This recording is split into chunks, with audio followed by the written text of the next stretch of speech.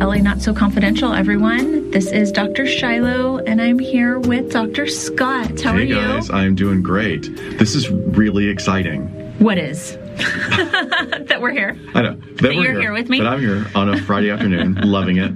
No, I mean, this is really cool because we started doing this, a couple of years ago, and we bought all the equipment that we didn't know how to use, and that all of our lovely listeners were so patient with me trying to figure shit out. Right. And what we're doing today is we are recording the entire episode on Anchor. On the app. Yeah. On my phone. Which is kind of amazing because now I don't have to lug around 3 or 4 beautiful Yeti mics. This is kind of great. Right. But geez, this is really, really convenient. There we go, Anchor. Kick us down with some more ads. Seriously. We're your spokespeople now. Daddy needs some new shoes. Okay, speaking of, I don't know, monetary things. Terrible transition. I could never be a newscaster.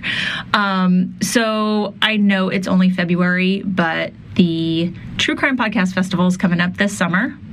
Never too early to start thinking about that. I know a lot of folks are thinking towards CrimeCon. We are thinking July, Kansas City, Missouri already, because we're really in preliminary stages of sort of prepping, because we will on be a speaking panel again, like with Getting Off, like we did last year, which is going to be great. So we are tossing around some awesome ideas. We already have a lot of things to pick from that we just have to sort of figure out what the heck we're going to do. But it's going to be great. We're going to bring you something awesome and interesting with our own spin. We're excited just that, although we love big cities and we love traveling, we're also really excited about this being in a solid, Midwestern city that's actually very famous for a lot of reasons. There's a couple of cool museums there and great food, but it's actually going to be more affordable for many people that are coming, which is great. Yeah, because it's going to be bigger this year. I think they made a great call on making this decision. So it's going to be July 11th and 12th, 2 days this year. It is going to be held at the Lowe's Hotel in Kansas City, Missouri. And if you guys are already thinking about it, go ahead and grab your tickets. There's still the early bird rate. So for general admission tickets, if you go to truecrimepodcastfestival.com, all spelled out, /LANSC, or you put in that code LANSC when you check out, you'll get 10% off. So just do it now and forget about it. And come see us. And please come see us. We can't wait to see everybody. This is great. Again.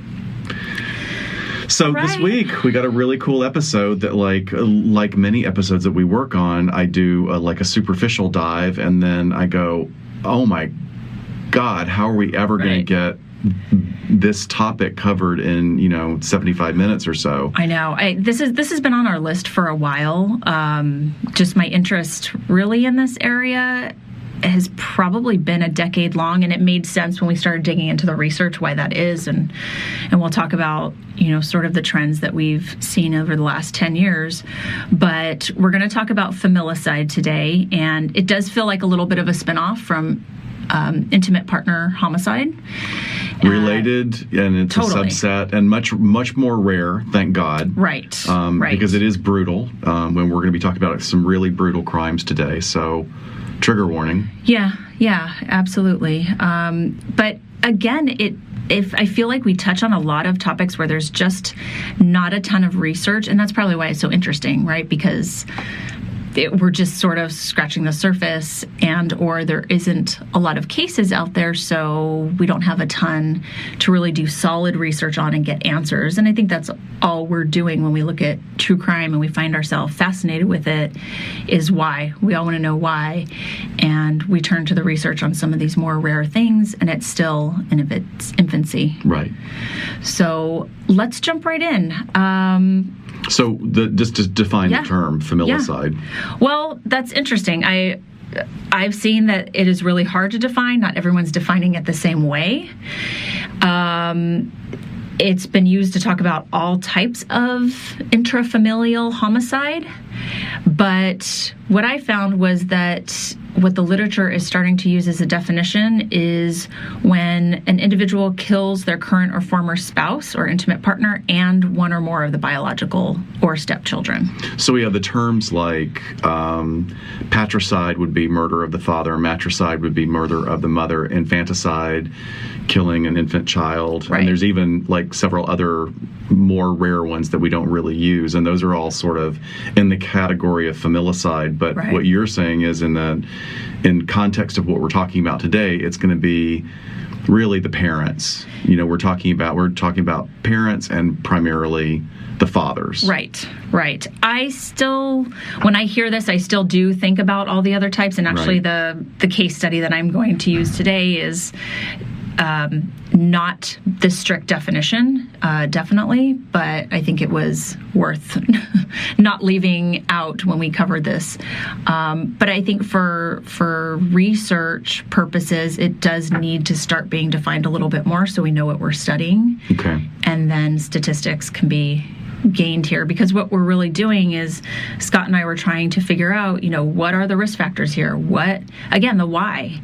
And we want to know who, what, when, what makes a risk, or who's a risk of how this. do you, like you've said many times, we're great at talking about how we're going to predict something, but we're not actually really good at predicting. Yeah. We're talking about, not us, we're great. You and I are sure. wonderful, but the science as a whole. Oh my God. If everybody only listened to us. Right. But did you find any separate definition from that, or anything that varied from what I just read? Not specifically what you were talking about, but sort of differentiating, because it's also subsumed within that definition is murder-suicide. Yep. So, but when they're talking about murder-suicide, they just kind of lump everything in. So it could be just, two intimate partners, or it could be intimate partners and their children. But this seems to, the familicide that we're going to be talking about really kind of zeroes in on the family unit. Yep. And some of the things that we definitely can pick out as psychologists that are intrinsic to the motivations in these cases that we found. Yeah. So that to me is really fascinating. Well, and you said it's rare. It is worldwide. The most current research shows that really we're looking at 1 to 2 familicides per 10 million people. Right, which is great. Yes, right. Yes. So when we say rare, we mean rare. But that being said, even if we go back, I think the Violence Policy Center. So I'm looking at one of the research papers from 2007, which clearly that's 13 years old, but that was within the U.S., there were 1,108 murder-suicides in the U.S. And what we're talking about, which is very significant, is the vast, overwhelming majority of those are perpetrated by men. Yep, absolutely. Yeah, I was going to say with the familicides, especially in this literature review that I found that looked at 67 studies spanning 18 different countries, almost all were by men, and over half of those incidents, they did end up taking their own life as well. And absolutely the most common method was by firearm. So there are some other ways that they've done it, but again, that brings us to sort of the issue of gun control, especially here in the United States, because they do see a correlation with countries, and then within the United States, states with stricter gun laws where the prevalence isn't there. So it's low-hanging fruit, I know, when we talk about, these being a manner of death, but I think it's important to consider. Right, and they get a lot of attention because they are so brutal. Mm-hmm. So they attract a lot of attention, and especially, even though you're talking about the use of firearms, there are other really violent ways that are used as well, such as fire. Like we're seeing fire a few times, using stabbing, of course. Stabbing, vehicles. But I think one of the things that you're talking about that I really want to emphasize for our listeners is that we're talking about the perpetrators of this type of violence who intend to take themselves out as well. Right. They definitely are are all considering the suicide aspect of it. That's the particular nut that we're going to get to as far as like psychological underpinnings, as opposed to someone that we could probably touch on in another episode about a guy who decides, I want a new life, and my wife and kids are I'm going to get rid of them and I'm going to move on. Okay, so you have an example. Actually, your historical example is a little bit about sort of freeing someone freeing themselves from the family influence, right? Okay. Right. So, is it safe to say that we're not going to end up leaning towards information with like a Scott Peterson or a Chris Watts? That seems very different to me. Does it to you? What do you think? When I hear Family Annihilator, that's what I think. Definitely. Okay, that's a good differentiation. Yeah. But you know what? I read it, I didn't look at it that way. It's interesting to kind of look at the difference between those two. Yeah. Because I know before we even started, we're talking about narcissism, and I think it can fit into both categories, but probably the one where the person doesn't want to take themselves out as well. But anyway, I think that there's some point at which, or maybe, I was going to say maybe at some point in the process, the individual, their cognitive process or their reasoning process diverges wildly. And it seems like maybe the Chris Wattses and the Scott Petersons were kind of always on that road anyway. I don't know. Yeah. We'll figure it out. We'll look at the research. Hence the reason why this is so hard to define. Right. Too. Exactly. So because all of these things are fitting underneath this umbrella. So I want to just take a couple things that I've pulled from the research that I think starts to give us an idea about the mental framework and what might be going on here. Not necessarily risk factors, but with these perpetrators, the studies have found that there's significant stressors going on, whether it's health problems, clearly relationship problems, or financial difficulties. Those seem to be prevalent. I also saw themes of it's a long-term relationship with the spouse, and that he has this very patriarchal and possessive perspective of his family. Absolutely the same thing I found. Yeah.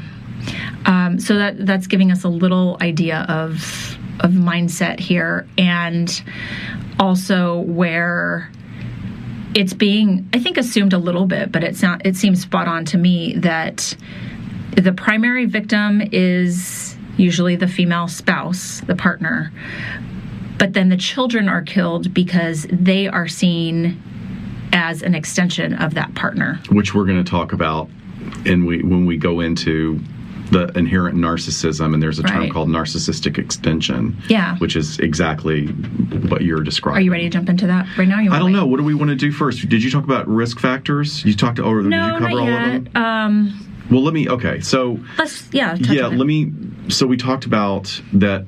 Thankfully, the prevalence of it is overwhelmingly low. It's just that it's such a brutal crime, and especially when we look at crimes that are perpetrated against children, that's always something that is incredibly jarring to people. Building on what you said, one of our big guys, Dr. Park Dietz, love him. I'm glad we mentioned last time. Yeah, and he's really a well-respected and has come back from a little bit of controversy. But if you read his stuff, he's a really solid researcher and wonderful writer. But,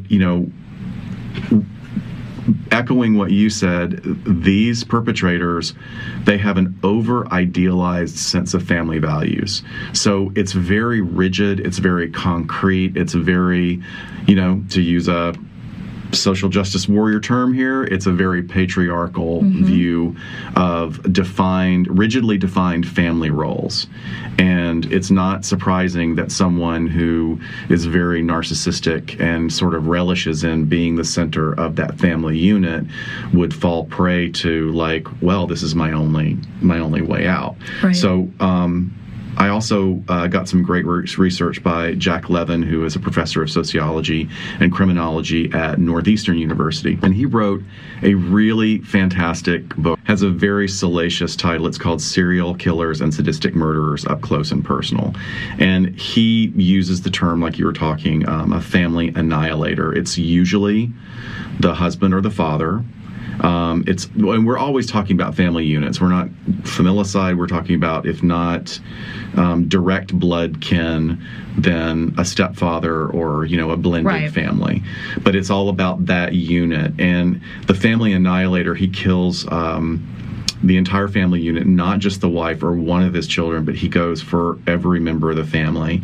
And sometimes the motives are very clear, and we're going to explore those in a little bit. And sometimes it's not very clear. So I love how Levin sets that up in that article, and we'll put all of this in the show notes, because if you're ready for a deep dive through some pop articles that go into research papers, we give you links to all those. There's a ton. So Richard Gellis, who is the director of the Family Violence Research Program, did you read his stuff? He really splits it into those two definitive types, which is overly enmeshed suicidal husband who cannot distinguish between himself and his family. Right. So and that's dangerous right there, like that loss of identity. Just enmeshment, when we talk about it in clinical terms, very poor boundaries, sometimes even, and I think more for this case, where they're seeing the family members, again, is almost like their property. So sort of that possessive piece that we were talking about before. But we use enmeshment in a lot of different ways with a lot of different family relationships, which you can probably explain much more beautifully than I can, having family systems be your background. But when there's just maybe an unhealthy closeness, well, I think you said how I think about it. I don't know. Thank you for that compliment, by the way. But I think that the direct and succinct description of it is just incredibly poor/porous boundaries. We usually describe it, most of the time we talk about enmeshment in terms of overly protected and overly protective and overly involved mothers, who just are so helicoptery and so involved in their family's life that they aren't really fulfilling the parental role and respecting that distance between being a parent and having your child, letting your child make mistakes, letting them learn from their mistakes, and letting them differentiate. So there's some things that get set up in that enmeshment that keep an individual from fully developing into a fully realized separate entity. There's all this overly enmeshed, I hate to use a word to define a word, but overly connected relationship. And a dependence back and forth.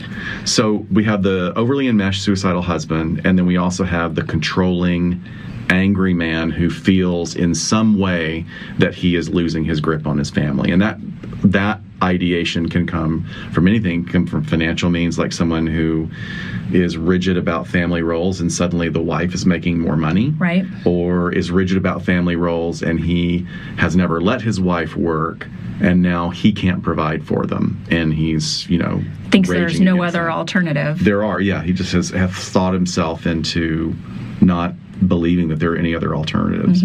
So now, what do you think about talking about revenge as a motive? Like, that's kind of outside the bounds of, like, are we talking about the intact family unit? No, I don't think so. I think it would be, I think we need to include that if it's a former spouse or there's some estrangement there. And in those cases, it probably is quite different. It might be about revenge, or again, that's going to fall under a category of anger. Just maybe in a different way, and there's already been some separation of the family, but I think that warrants a place in familicide. So, I mean, that it certainly, and some of the other writers, especially Levin, was talking about that as a motive for, supporting the actions of the two previous prongs that we talked about. But then there's also, so we'll just to take a little deeper, revenge, like the killer believes that his spouse, whether male or female, is responsible for everything that's gone wrong. Right. So on one hand, it's like this over-identification with I'm the patriarch, I've got the top level in the family, the wife comes next, the kids are underneath. Well, then if we flip that and it turns into a situation where maybe the woman or the female partner has become too empowered in their view and has separated or realizes that, the marriage is not working, move on, revenge is that motive. Now, which feels like the intimate partner homicide. It's stuff, absolutely. Yeah. Yeah, Dave Navarro's mom, like that. Right. Whole storyline, for sure. And what's weird to say is that as horrible as that is, I think everybody can get it. Yeah, I agree. We can get it. Even if I wasn't a clinician, I would kind of go, oh, well, it's totally screwed up, but I get where they're coming from. Yeah, they're channeling the anger at that one target. Right. And then the flip motive that Levin talks about is this bizarre, completely twisted altruism. So when the motive is, and altruism is like that sort of, well, everything's gone wrong. There's no way that this is ever going to be fixed. And since I can't fix it and nobody can fix it, my family would have to live with the shame of this. They're in pain. We can't pay the bills. I can't provide for them. And they couldn't possibly survive on their own without me. Right. So I'm just going to take everybody out. Right. I mean, it's like, I use the term mental gymnastics so much, but that's really an example of it, right? Right. It's in very hard quotes, protecting them. From their standpoint, they are. Right. They're protecting them from whatever. And if we talk about, like, Andrea Yates, I mean, now that's going afield because she clearly had severe depression and psychosis and was having hallucinations, and she had really psychotic religious ideation. But her belief was, my children are possessed. I am saving them from the devil by killing them, so that they can't grow up to be demons or whatever it was she was believing. So that's somewhat akin to this. Like, the killer, okay, he's convinced that he no longer has the ability to take responsibility for his wife and his kids. So maybe he has lost a job due to economic reasons. That's an interesting thing we have to come back to, because it's not that I know. I feel like we keep talking about that. We're like, whoa, we're going to get back to that and dispute it a bit. So he just feels like he's never going to be able to get the footing that he had before. And so this just becomes a very toxically logical means of getting out. So what's crazy about this from a mental health perspective is, and Levin and the other researchers talk about this, is these men are not actually mentally ill. I mean, they're certainly, if you had to put it, I guess a diagnosis would be an adjustment disorder, or maybe they've moved into delusional thinking. Yeah. But they're not psychotic. They're not. It may be a psychotic belief. Right. But I think there's a health. I don't want to say healthy. Okay. How do I want to frame it? I think there's a good deal of depression that's going on. Oh, yeah. So when we say mentally ill, we don't mean the worst of the worst, psychotic, issues going on or delusional disorders, even though it kind of dances around that. But yeah, there's some depression going on. And they even talk about how, from a dynamic perspective, we have the id, the ego, and the superego. And they talk about, like, these individuals, when they've done forensic profiles on them, they have a functioning superego, which means that they are capable of experiencing remorse. And the remorse is expressed in the suicide notes. Like, every one of them says, I'm really sorry I'm doing this, but it's the only alternative I have. Now, they are hitting that dark triad in narcissism and manipulative behaviors. Almost every one of these cases that we read, they were always described as manipulative. Even if the neighbors said, like, wow, I never would have expected of that family. They were manipulative in that sort of patriarchal, very concrete way of looking at the family unit.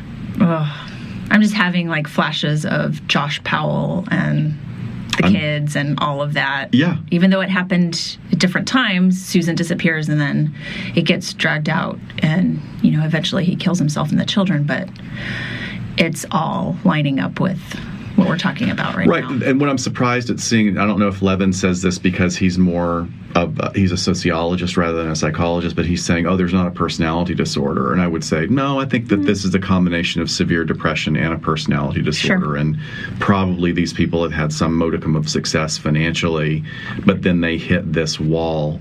I mean, I run into this all the time where people come in and they don't understand why they can't keep a job, and they have no insight into their behaviors at work that are ridiculously sexist or manipulative or homophobic or whatever. They just don't get it because they have no insight into their own behaviors. What is very telling is all of these cases are very methodical. It's all thought out. Planned to a T. Almost. Planned, right. Yeah, absolutely. So it's not that they're like spree killers. They're not impulsive. No. In the way that we see other violence happen, and you would expect it would take some level of planning, especially if there's multiple victims involved, and not wanting that plan thwarted, as far as having to systematically take people out. Right. Unless that is something like a fire and explosion where you can kind of just all go together. Right. But yeah, there's got to be some planning to it if they're going to execute it successfully in their eyes. Yeah. One of the lit reviews that was exclusively focused in the U.S. I thought was really interesting because it talked about how the commonalities with these men were that they did tend to be highly educated. However, there was psychological instability manifested by things like depression, personality disorders, you called it, self-destructiveness in other ways, as well as themes of substance abuse. So, was it primarily substance abuse? Because that's what Park Dietz was talking about too. Is like he talked about a trigger, that there was always like one trigger, which might have been a loss of a job, something that was kind of an anchoring effect. Right. But that the ones he was looking at were all tended to be self-medicating their depression with alcohol. Right. Okay. Right. Yeah. Yeah. Some other offender characteristics that were found. Generally, it's going to be men between the ages of 35 and 43. Isn't that interesting? Yeah. It's like almost like kind of, it's not the younger, like the 25 to 35 that we see for the impulse. Well, and think about it. Right? They have to, I think I have here victim characteristics. The average age of the child victim was between 7 and 12. Oh. So you have to be in a partnership with a child at the age. So mid-30s to early 40s makes sense. The adult victims, so the female partners, it was even a tighter range, like 35 to 39. Wow. But there was, and the numbers, again, there's big ranges here. So again, bear with us because the research just is not really tight there, robust. But they were saying 22% had been diagnosed with a substance abuse disorder. So, yeah, there's a lot of that. There is it varied between about 13% to almost half in various studies. This is a combination of a bunch of different studies where there was some sort of history of at least mental health treatment happening, and really lower numbers, like, I don't know, 17 to 20% of the offenders had some sort of psychotic or paranoid symptoms. So, but I think that varies from country to country. Also, this is looking at 18 different countries. Right, and there's a lot of cultural. We don't even have time to go into that, but there's certainly some countries that do exhibit it more. Right. Southeast Asian countries, where there's like a sort of an intrinsic overlay of honor and responsibility of the family seems to exacerbate that. True. Happening. Very, very true. I just want to see if there's anything more with victim characteristics here. There was nothing about, male versus female children or who was targeted more at all in that case. It really gender didn't matter in those terms. However, stepchildren were victims a little bit more significant or more often than biological children. God, what do you think that's about? Well, I would like to see details on that, because I'm wondering if they didn't have any biological children, but there was a stepchild involved. Not that they're picking a stepchild over a biological child, but just it's easier to kill my wife and her kid. There's a little bit of removal there than it's my biological child. That's interesting that you looked at it that way, because I looked at it like it would be easier to kill a stepchild because it would be easier to be angry at them that I'm possibly letting down somebody that's not even my biological child. My biological child would love me and understand unconditionally. Right. So I've got to take out this person that represents someone that's not going to understand everything I've done for you to bring you in the family. I'm just riffing. I don't know. I kind of go back to sexual offenders, and to act out against someone who is not your blood or a direct relative, it feels like there's a little bit more of a buffer there, and so it allows for more for them to justify what they're doing. Like she's not my blood daughter, right. So it's not that bad. Yes. Oof. Yes. Wow. But I don't know. Yeah. So sort of I touched on narcissism. So I know we've circled around this concept many times through episodes, but just as a refresher, that narcissism is it's the individual's psychological pursuit of gratification from admiration, an egotistic admiration of what that individual's idealized self-image is. So this individual, the narcissist, is constantly reaching and searching for validation of this really expansive, over-idealized version of self. And there is no room for flaws. There is no room for kind of accepting that one has flaws. Because it just doesn't compute. So anything that comes in the way of that reflection of perfection is highly problematic. We've talked about the dark triad before. So narcissism, psychopathy, and Machiavellianism. Jeez, that's I can't believe I just did that. It's late in the afternoon. Machiavellianism is the dark triad. And then so even further down that road of looking at narcissism as being one of the driving motivators is when we talk about narcissistic parents. And narcissistic parents are really invested in the reflection from their children and obtaining behavioral reinforcement from their children because they actually see the children as extensions of themselves. Yeah. So it's almost if you were kind of going to take an image of your children are like your arms or your hands. They're your limbs. And of course, they're supposed to move and react and support you and do what you need them to do virtually just by thought. And you don't really see them as individuals capable of having other opinions. And if they do start exerting other opinions, you do everything you can, manipulating the situation, manipulating the individual to get them back into that stance. And they really, really need it. I mean, they need this. This is a need based on what they were brought up with. And their style, usually, their parenting style results in the kids just like, I'm out of here. Mm-hmm. You'll see what we call satellite and orbiting children, where they're like, we'll leave the family unit home and move as far away possible. Right. Cut them off. To get away. So there's a really creepy term that's called the narcissistic supply. And it's almost like this flow of energy that feeds the narcissist's well-being and functioning. And it's like a drug. They need that constant flow of energy from reflection. And they will find careers, they will find many relationships, they'll find interpersonal relationships that feed it either on a very small level or a large level, and they'll do anything to preserve that.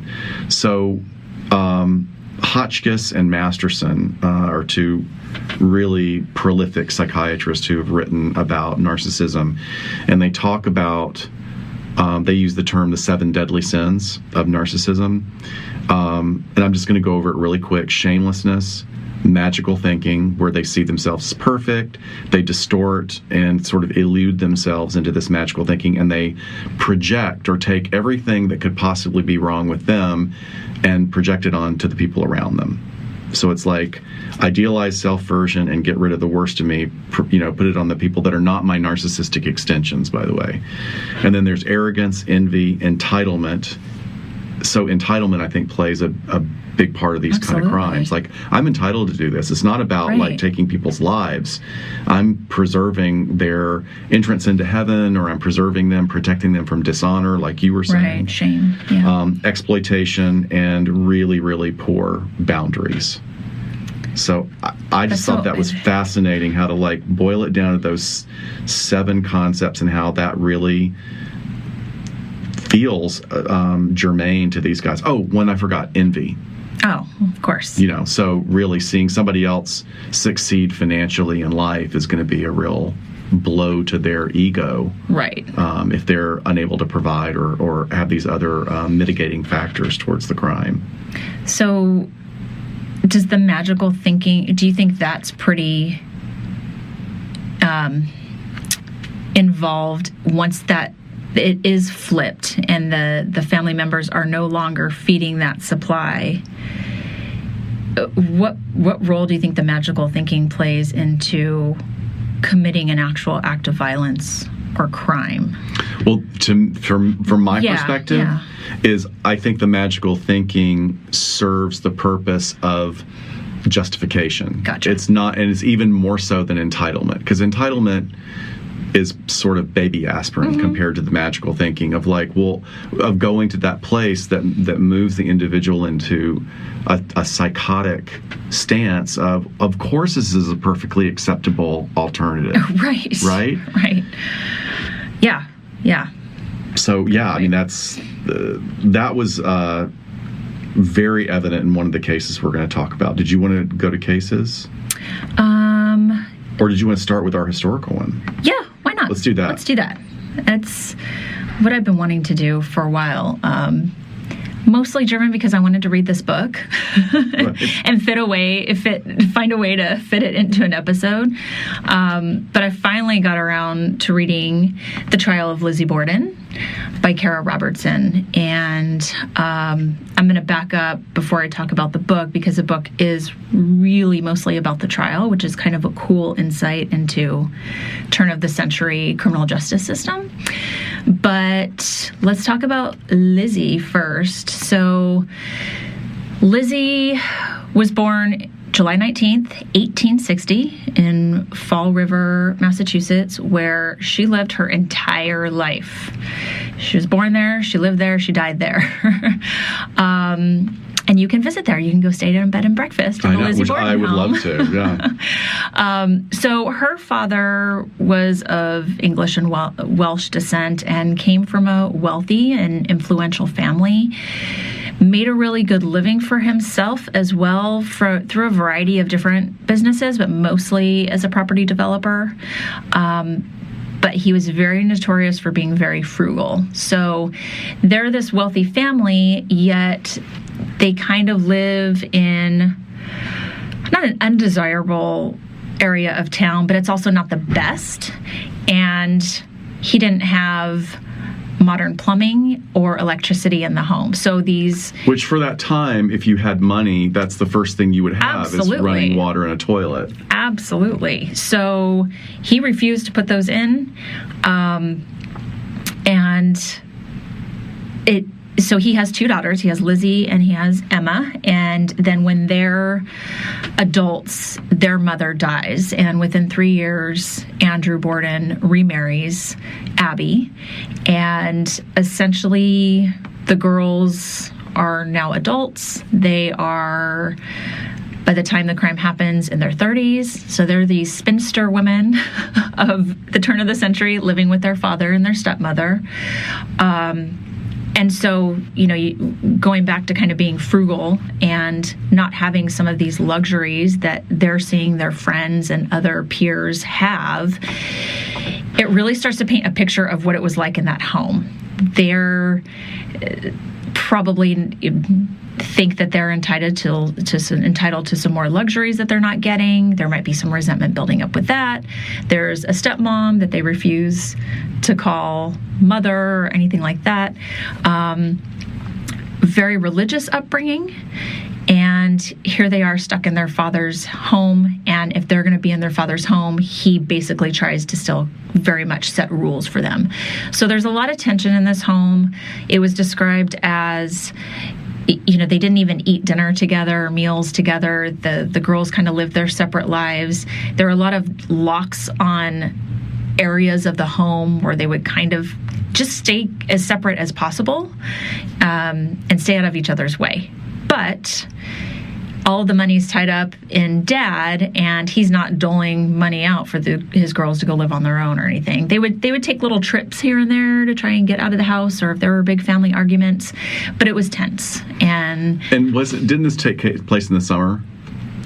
Yes. Okay. It did. So that's one of the things I want to talk about. One of the movie versions, right? Is that it's very hot, and that this movie that I love from the television movie, is they just really focus on how uncomfortably hot everyone's got a bead of sweat. Yeah, and well, also in the dress at that time, like women wore high collared, very tight. They wore corsets made with whalebone, and that house, which is now like a very nice bed and breakfast, it's a Victorian style home with very small rooms. Right. Like really crappy air flow. The airflow works if everything's open, but it's notable, like you said, the dad and the stepmom had this weird thing about locking doors. And so here it is, a family of four in this relatively small Victorian home. Right. If half of it's locked off, where are they going to go for any privacy? Right. Like, it's just, you can just tell that there's a tender keg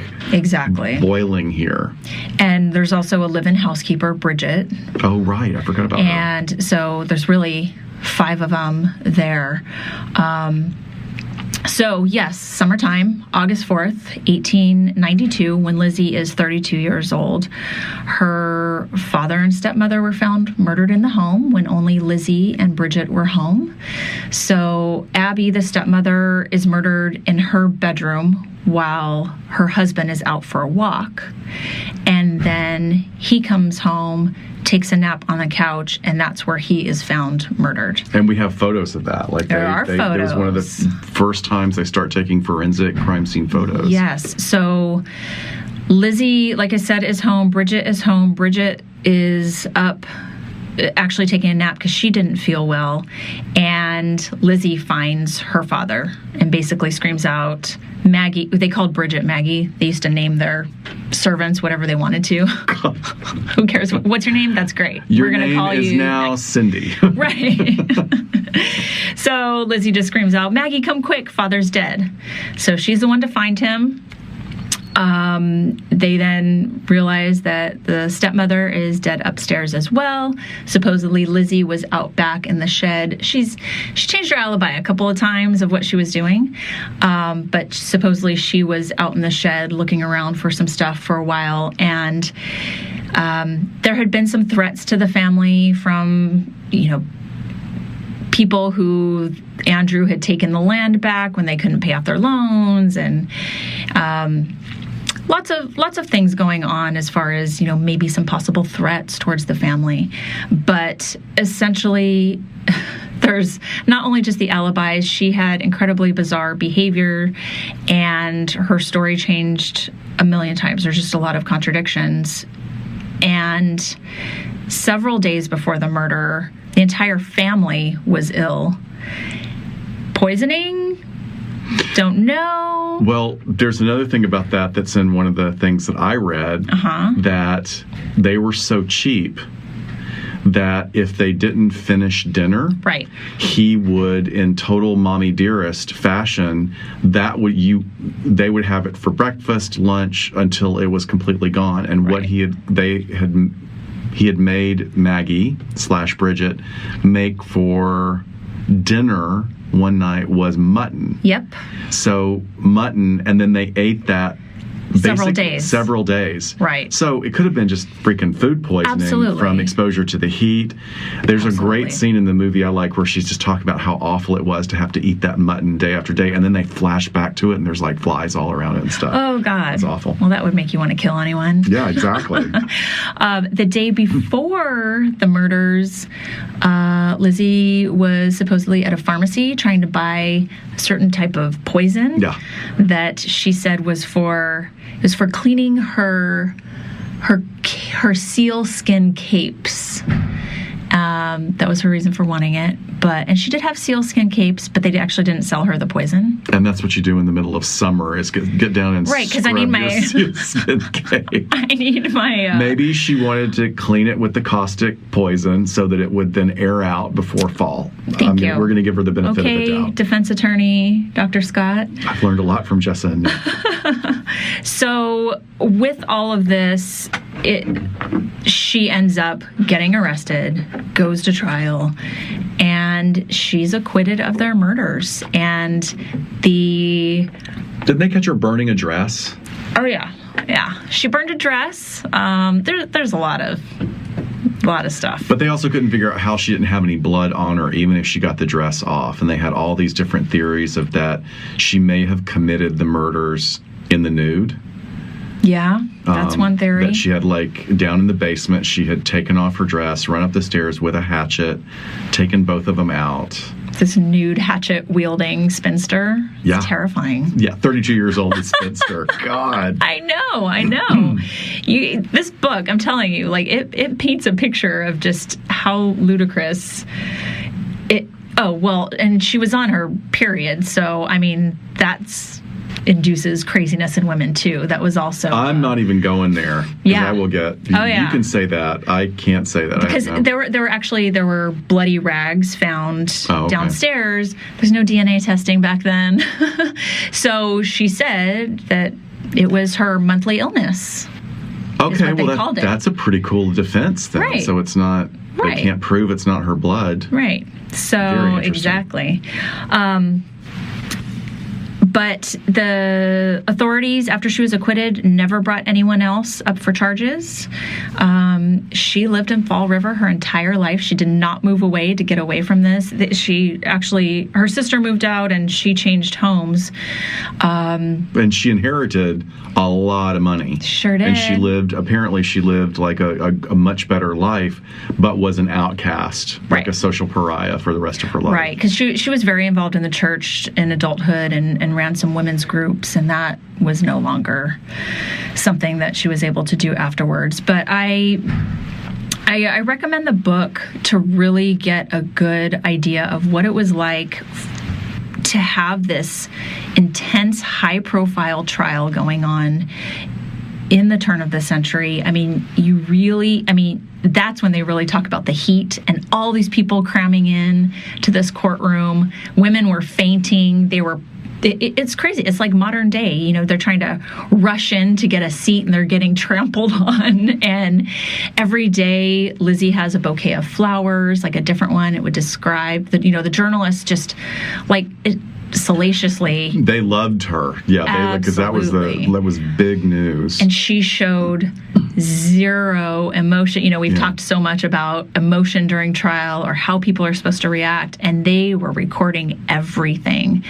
And really the first time she ever broke and gasped, and then later on, I think she did actually pass out, was when they brought out her parents' skulls when they were looking at them in the courtroom as exhibits. But it's really interesting. You really get a good idea of what a case of the century was like back then. And it's fascinated people for over 100 years. There's a writer, his name is Edmund Lester Pearson. He was a crime writer. And 3 years before Lizzie died, he I love this quote because he talks about trying to explain the true crime frenzy, which is what we talk about a lot now with true crime, definitely, having its moment. He says, quote, "There are in it all the elements that make such an event worth reading about, since in the first place, it was a mysterious crime in a class of society in which such deeds are not only foreign, but usually wildly impossible. The evidence was wholly circumstantial.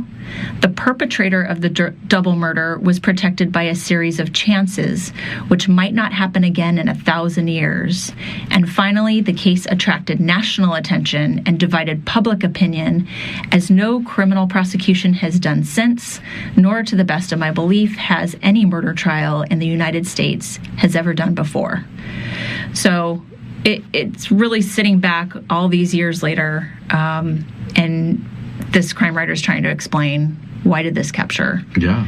And, and also the shockingness of it. Like the idea that it's a family murder and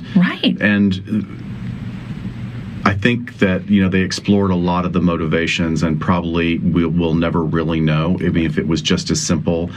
She had odd behaviors, and so maybe she was an eccentric for that time and just and when nobody snaps, clearly it's, the pathway to violence is an evolutionary process. Right. But maybe, it had built up. There may have been levels of abuse that none of us are aware of that she didn't bring up in the trial. That's definitely been speculated about. Other speculations later on were, maybe she committed this in a fugue state.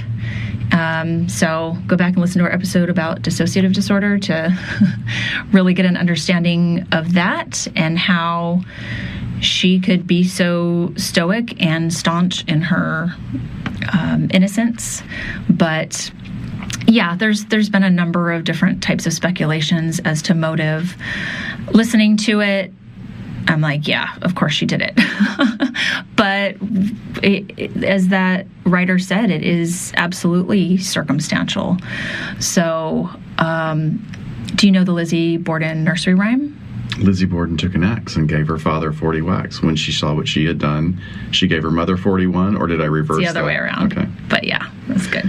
So the movie version that I like, which is another talking about how damn old I am, is back in probably the late 70s. Elizabeth Montgomery, who was Samantha on Bewitched. Oh, right. She played, after that ended, Elizabeth Montgomery as an actress she was also like a big producer. She's a very powerful woman in Hollywood, and she was the queen of the TV movies. Oh. And they did a Lizzie Borden that was really, really creepy. I remember watching it as a child, and she plays her just with that flat affect and, sort of seeing, you just, like you were saying about the heat, you really feel the heat. And her father was portrayed as very overbearing, and you got a sense that there was just a real feeling of being trapped, and maybe this was the only way she felt she could get out. I would love to watch that version, because I watched the recent one with Chloe Sevigny and Kristen Stewart. And who plays the sister is who's the actress from Alabama that was in Fear of the Walking Dead? She was the lead. Oh, Did you talk to her at the gym? Yeah, I talked to her at the gym, and I'm blanking on her name. I'm blanking on her name, too. She was like the best person in the movie. She's from Huntsville. Yeah, she's so great. She plays a sister, but God, it was incredibly slow and boring. Yeah. But essentially, in that, they take the stance that Bridget, the housekeeper, is being sexually abused by the dad, and then she and Lizzie form a romantic relationship, and then there's this motive to take him out because he's a pretty awful person. Which is not necessarily, impossible. No, I don't think so either. They were the only two home when it happened. Yeah. There's another... there was a series, was it on Netflix, where Christina Ricci played her? I think it was on for 2 seasons, and that was sort of really stretching it out and fictionalizing a lot of it. But what they also went into is how, she was really isolated afterwards.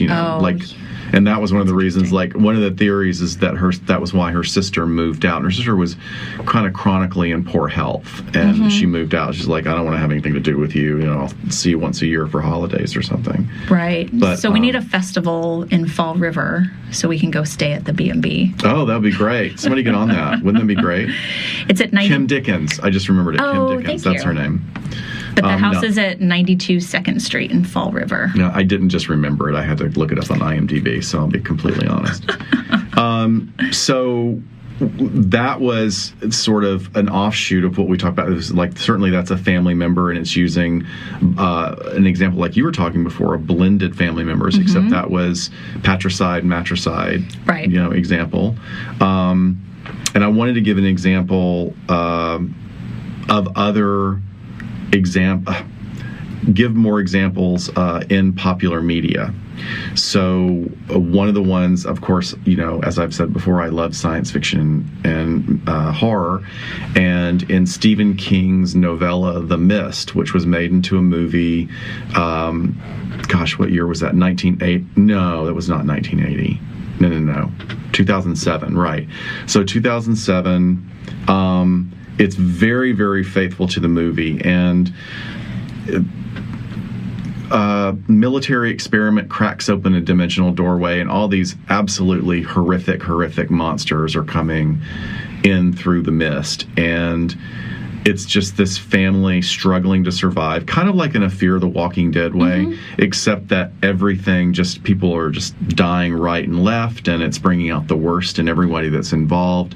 And at the last scene, it is the lead actor, Thomas Jane, and he's with his wife, his 2 children, and a woman that they've grown close to and trying to survive. And they've gotten safely into a car, and they're driving through the mist, and you see things walking and splattering all beside, on the windows, and everybody's just tired and terrified and exhausted. And they make the group decision that they're all going to die. Right. So he has a bullet for each one of them. He kills every one of them, and right as he's about to turn the gun on himself, the mist clears and military van shows up. Oh. And they've been able to take care, wow, get rid of saved. The monsters. Yeah. So having to sit with, having killed your family, awful. Now, on a sort of a lighter... Well, but he really was protecting them. Let's go to that mental gymnastics place. Yeah, I guess. And if it's a group decision, I'm okay with that. Okay, group decision. No, that's a very important... if there's a vote taken, okay, better than him. We always say, just take yourself out, buddy. Why do you got to take everyone else with you? And now taking it the other way to Disney, that Disney actually has Familicide. Yeah. The television series Once Upon a Time, which is a really great mashup of all of the Disney fairy tales based on, of course, Grimm. Right. Grimm's fairy tales and other even older sources. And one of the ongoing themes in Once Upon a Time is that, magic is accessible to anyone if you want to study magic, but there's always a price. Yeah. And if you're really going for ultimate evil power, if you're going for power, in order to achieve that level, you have to kill who you love the most. And so the evil queen in this, and there's a scene where she rips out the heart of her father so that she can have, ultimate power. She can have ultimate power. She can get all the magic, which is really scary. And then there was a really great slasher movie in 1987 called The Stepfather. Do you remember that? Nope. Terry O'Quinn from Lost, and he plays like this perfect stepfather, and he basically just he's a psychopathic narcissist, and he keeps coming into these families with single moms and children, and he's perfect until he's not perfect, until the family is not the perfect family unit, and then he slowly kills each one of them. Yeah. Ooh. And then, of course, sort of the granddaddy would be The Shining. Sure. So Jack Nicholson is, under the influence of possession by the haunted hotel, and he attempts to take out his family. So those are some great, interesting presentations, all maybe not so much with The Mist, but all pretty good examples of sort of narcissism. Right.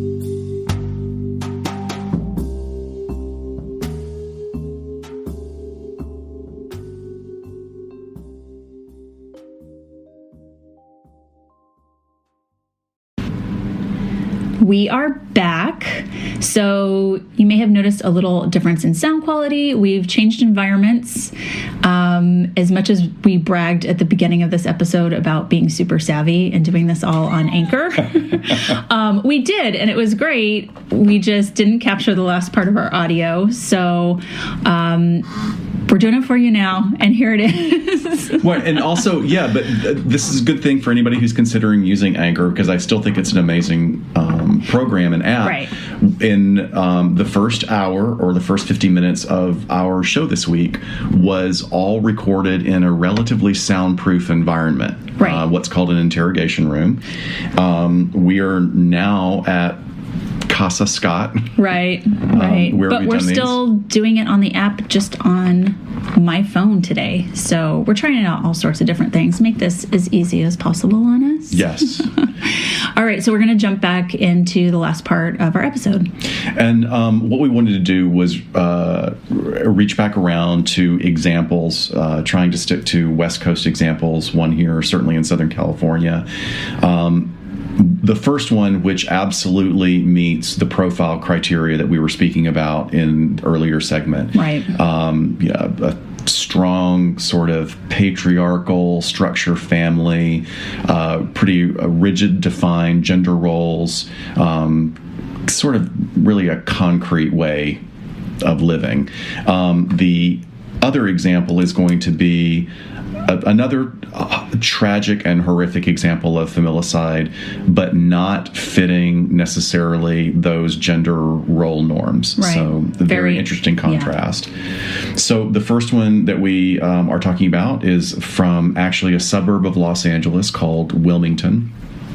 And this particular example is of Irvin Antonio Lupo, and it's an example of familicide. It definitely fits the category of mass murder as well as a murder-suicide, and it is incredibly tragic. And as I sit here and provide you with the information, it's shocking to think that this man, Irvin Lupo, took the life of not only his wife, Anna, but their 5 children. Their 5 children included Brittany, aged 8, twin girls, Jasmine and Jasley, who were age 5, and twin boys, Benjamin and Christian, age 2. I mean, oh my gosh, all under 8 and so many kiddos. I don't know why it's completely normal to have any kind of reaction, really, but the reaction I'm having now is really pretty intense, like just those poor kids. Yeah. Well, and I think of, putting myself in their shoes to be parents of 5 kids all under the age of 8, how incredibly stressful that must be. And the pressure to provide on top of just, whatever psychologically we're talking about with him. But what just has to be a tense environment all the time.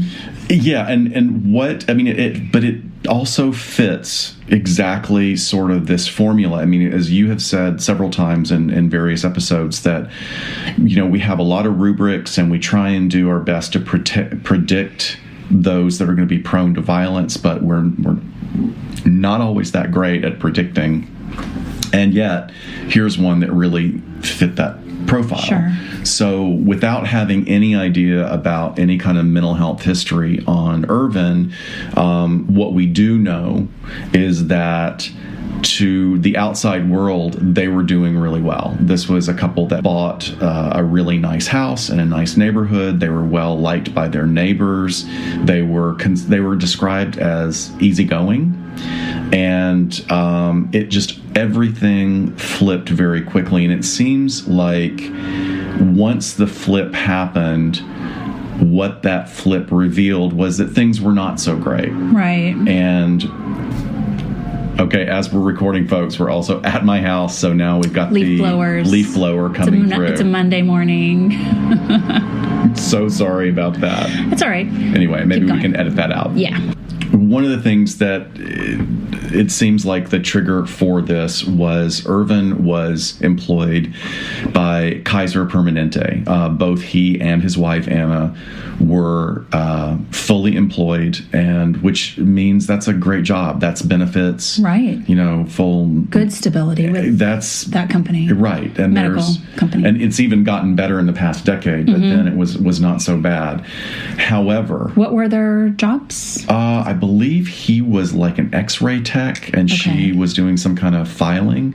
However, one of the things that happened was they both lost their jobs. And they both lost their jobs at Kaiser because they allegedly forged a supervisor's signature on a child care application.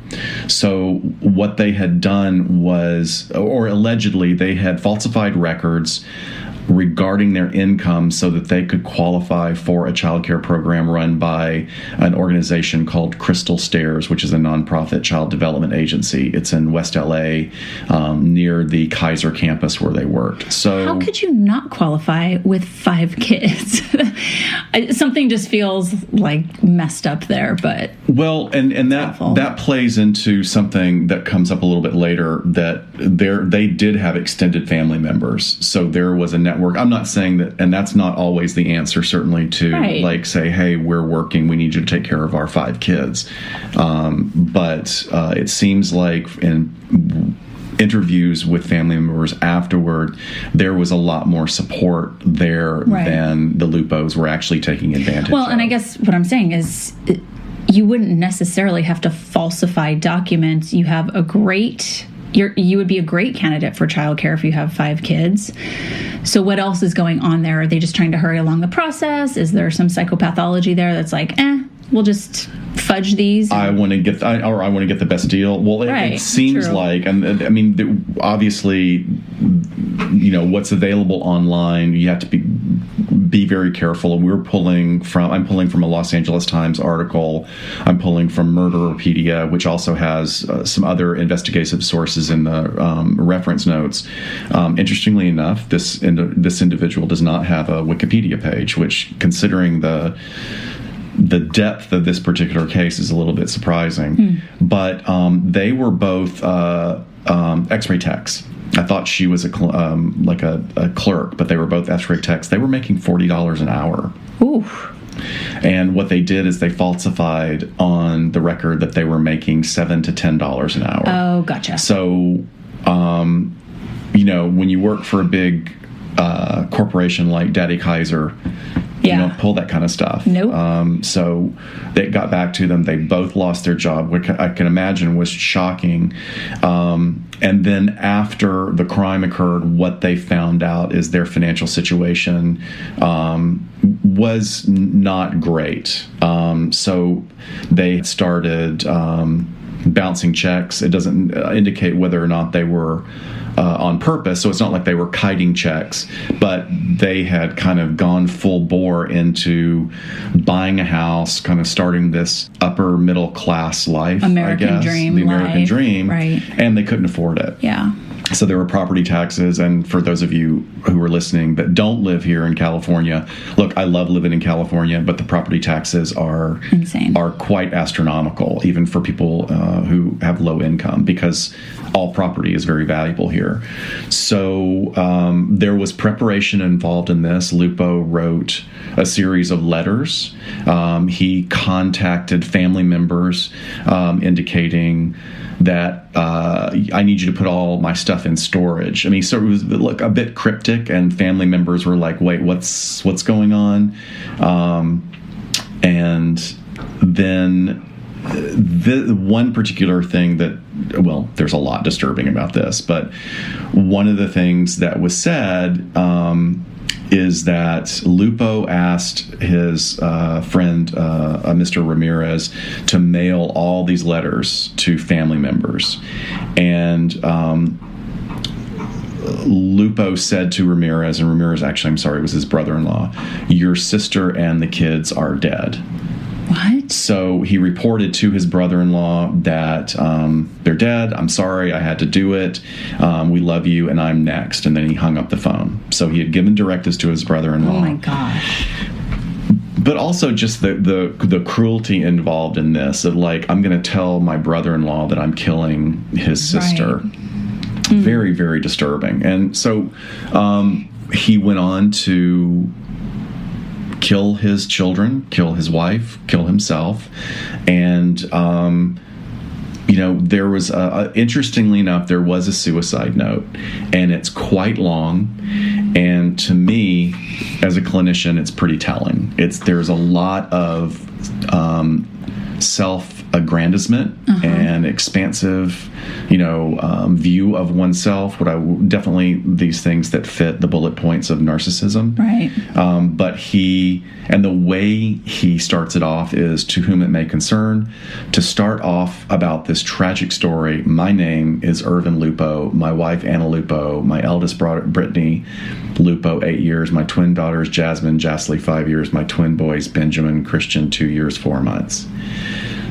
A very interesting way to open up a letter, like just this sort of proclamation of who I am and who we are, and then goes on basically to write this excoriation of Kaiser for calling him on his crime, his bullshit, basically.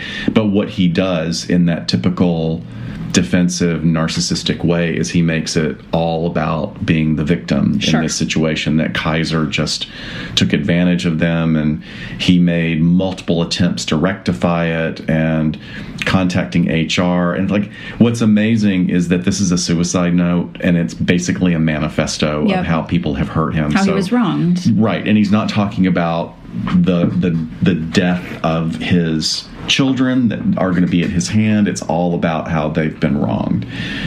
So, and this is, I won't go through all of those. It's available online. There's 4 paragraphs of absolute bull. And then the last paragraph. So after a horrendous ordeal, my wife felt it better to end our lives, and why leave our children in someone else's hands? In addition, it seems like Kaiser Permanente wants us to kill ourselves and take our family with us. They did nothing to the manager who stated such, and did not attempt to assist us in the matter, knowing we have no job and 5 children under 8 years with no place to go. So here we are. Irvin Lupo. And then handwritten at the bottom of that typed letter is, "O Lord my God, is there no hope for a widow's son?" Okay, so number 1, Kaiser does not want you to kill yourselves and your children. Well, I skipped over that. Is there? He reported that the manager said you should just kill yourself. Still. Okay. And which may or may not be true. If that even happened. Right. And number 2, you're going to put all of this on your wife? She made the decision. Oh, okay. And you're the one writing the letter. You're the one that's the sole survivor, actually, up until the end. If you killed everyone oh my God. So, looping back to where we were at the beginning, a perfect example of the financial issues, which are not always reflective of what's going on in the economy, but certainly that was at 2009. Sure. So, interestingly, I wonder if they got themselves in the subprime mortgage fiasco. They overbought a huge house. Right. And I don't want to, yes, he committed a horrible crime. I don't want to necessarily kick anybody when they're not here to give another opinion, but doesn't sound like he made the greatest decisions. Maybe if you have 5 kids, you need to be really conservative about how you're going to, even if the 2 of you are making $40 an hour, right?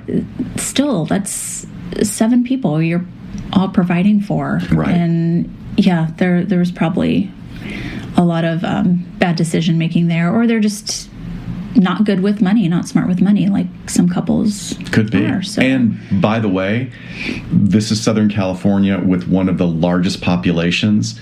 There are lots of places to get jobs for X-ray techs. Yeah. There are tons of jobs. Right, so maybe it's not going to be Kaiser, with all the benefits, but there's plenty of places where they could have gotten work. I wonder how that, if they are fired, if their chances, especially falsifying documents, places may not want to touch you because of that, dishonesty. Well, remember, though, that the law is you can't reveal why someone was fired. Like if they call for... Yeah, well, okay. I know in law enforcement... I mean, they could do a background check, right? If somebody, like if they did a background check and saw if there was any, did Kaiser file any charges? They might not have. They might have just said, "You're done, get out." Because there could have been some criminal stuff pending. It doesn't sound like it. I mean, I don't think you found anything saying that they were going to be facing charges over this, but they could have. But anyway, I don't know. Maybe just having to explain why you left your really good job at Kaiser would have posed enough of a problem in their minds to say, there's just no way out of this. Yeah. So I would think so. And apparently it really, really shook up the entire neighborhood. Oh, it just awful. Completely, because also that there was no indication of child abuse or anything like that. It was a clear or presenting as a sort of a happy, and clearly family. There's other choices. He's reaching out to his brother-in-law. There's other family members that, I mean, they could have killed themselves and still known that the children would have been taken care of. I mean, right. That's just going back to some narcissistic extensions, which the opening of that manifesto, you named it, because he basically says, "I am," he says his name and then the rest of the family. It's so weird the way he words it. And then turning it around like, this is who I am. Oh, but it was my wife's idea. Yep. That there's a lot going on with that. So, there's another case that's just from last year, and this is the one that really takes a wild shift, because it was a lesbian couple here on the West Coast that had actually moved around all over the country, and it's basically the Hart case, because it seems like the main perpetrator in this particular case was Jennifer Hart. Jennifer Hart is known also for being very prolific on social media in the past under the moniker the Hart Tribe, because she and her wife had adopted several children. And what a perfect name. Like, that's so catchy. The Hart Tribe. I mean... It is. And it's like also, it's even a little twee, I guess. In a way, it's like, sounds like the premise of a CW show. It does. I mean, it really does. I think it is. And if you another one that is incredibly tragic, because if you log on and you see their public life through the lens of social media and personal curation, I mean, like really curating their lives as if it was a museum or just this sort of wonderful life, these children are just adorable. I mean, they're adorable, and looking at it now, it's a little chilling. Yeah. Because you look at the pictures of the children adopted by these two white women, which, looking about that, it's a little bit problematic. I kind of look at it, but they're dressed in like stylish clothes, right? And they just have like way more hipster than I could pull off. Absolutely. But once again, it's that curated life, right? And wasn't there an image with one of the boys? There is Devontae. Famous one. Yeah, Devontae. A photo from 2014 at the Portland. Was it the Black Lives Matter? I'm not sure. It was involving the police, but there's this picture that is just devastating of Devontae sobbing and hugging a policeman. Right. It's like a beautiful photo. It went viral, but that was just the tip of the iceberg, because apparently the Harts, I don't know if I want to, I don't want to go too deep into gendered roles, and even going further into male role norms, but the idea that this family, this same-sex family, took one person's name. Right. They didn't hyphenate it. I'm not making any judgment on it. I just think it's interesting. Does it seem like there is a more dominant personality? Jennifer Hart seems to be the more dominant personality. There's something to her. I mean, look, you can't make complete predictions from looking at someone's photo, but you look at the photos of her and she's got quite the hypomanic smile in many pictures. And unfortunately, a crime like this, the impulsivity that it ends up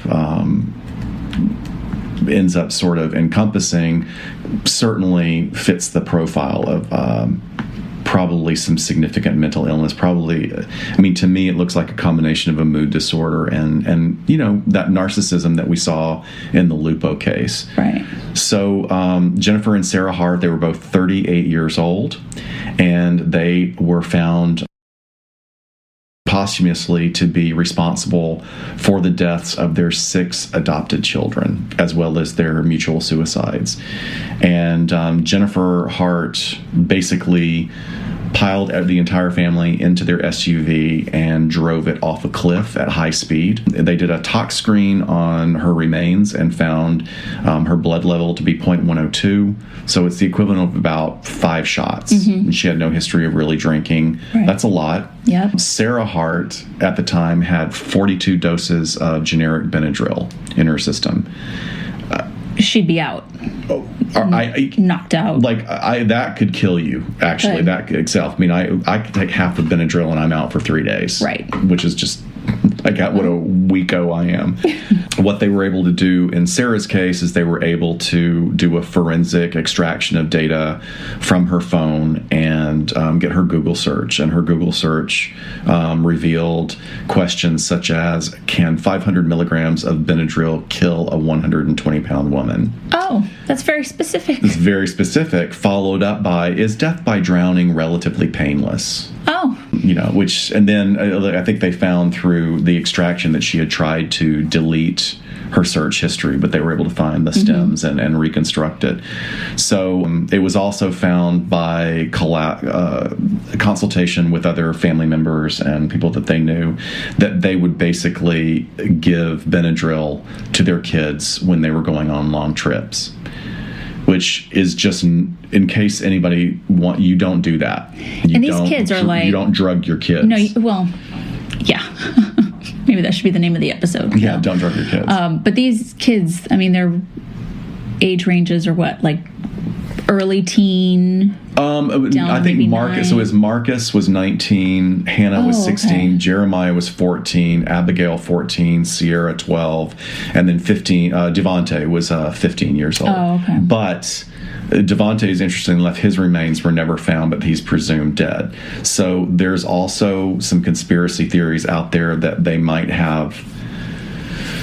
that she might have killed him at another location. Right. And the reason they have that is that this family had multiple DCFS cases in multiple states. So it's basically the same kind of pattern would happen where they'd move into a neighborhood, they'd be living somewhere, and the kids would reveal that they were being treated poorly. Especially what it turned out, Devontae was slipping out at night and going to a neighbor's house to eat because he was just apparently famished. And this neighbor that was interviewed said that food restriction was used as a way of punishing the children. So now, with all due, I mean, it's a horrible crime, but with all due respect, it is not uncommon to see in adopted children who come from abusive families where food was restricted at an early age. It's basically a part of their brain says you're hungry all the time because you're trying to stay alive. It's that could be what it was going on. Right. We don't know all these children's backgrounds. But I do find it like really, if you look at all the most recent pictures and you're aware that one of them is 19, none of them look over 13 years old. No, they're always dressed very hipstery, but very young. I was trying to guess their ages from looking at the pictures, and they present as much younger than the ages that you listed. And that also takes me back to the Turpin case here in California, where they were essentially starving their children. They just ate slices of bread, sometimes peanut butter and water. And there were 16-year-old girls that looked like little dwarf fairies that appeared more like they were 9. Yeah.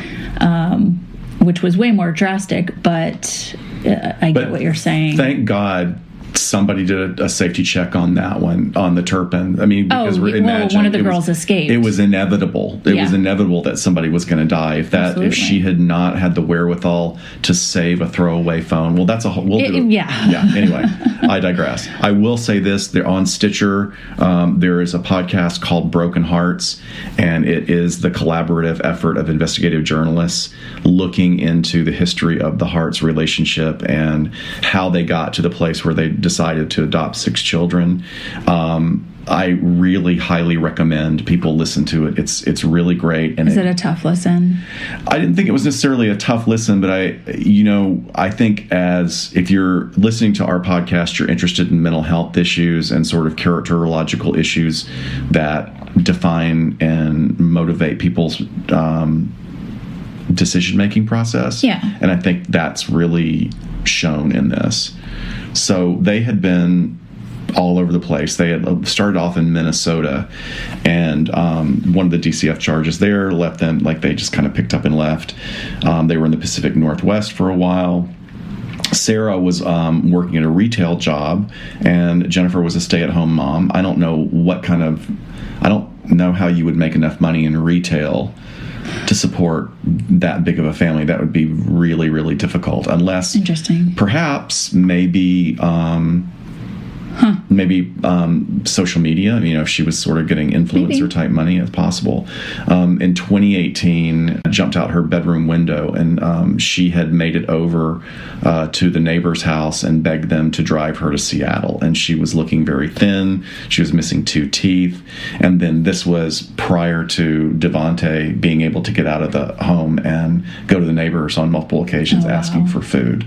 So it was really, by the time they decided to take out their entire family, I mean, it was really closing in, like multiple cases from DCFS. Right. It's really, the pressure's on. Exactly. So it's March 2018 now, and based on that neighbor being super concerned, a social worker made a visit, and instead of like fixing everything, their response was, well, we'll just kill ourselves, and we'll take them with us. And they, it looks like they just packed up the kids, and it was, once again, sort of, it looks like Jennifer's decision-making process is looking at, if I can't have my life and my children the way I want it, then there is no alternative. Yep. So I'm just going to end it. So rather than risk losing custody, I'm just going to take my family out. Right.